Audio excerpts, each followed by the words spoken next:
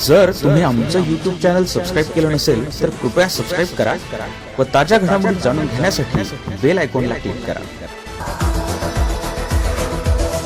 निवडणूक आयोगाने लोकसभा निवडणुकीची आचारसंहिता जाहीर केल्यानंतर सर्वत्र पक्षाला कामाला लागले आहे। धुळे लोकसभा मतदारसंघातून भारतीय जनता पार्टीकडून डॉक्टर सुभाष भामरे यांना पुन्हा संधी देण्यात आली आहे, तर काँग्रेसकडून माजी मंत्री रोहिदास पाटील यांचे सुपुत्र कुणाल पाटील यांच्या नावावर शिक्कामोर्तब झाला आहे। धुळे लोकसभा निवडणुकीत डॉक्टर सुभाष भामरे म्हणजेच बाबा यांच्या विरुद्ध कुणाल बाबा अशी लढत दिसून येणार आहे। नंदुरबार लोकसभा निवडणुकीत काँग्रेस पार्टीकडून केसी पाडवी यांना उमेदवारी देण्यात आली आहे, तर भारतीय जनता पार्टीकडून डॉक्टर हिना गावित यांना पुन्हा संधी देण्यात आली आहे।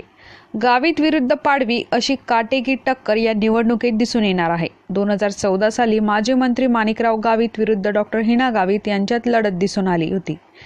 भारतीय जनता पार्टीची सर्वत्र लाट पसरल्याने डॉक्टर हिना गावित यांनी बाजी मारली होती। मात्र आता डॉक्टर हिना गावित समोर मोठं आव्हान आहे। केसी पाडवी रिंगणात उतरले आहेत।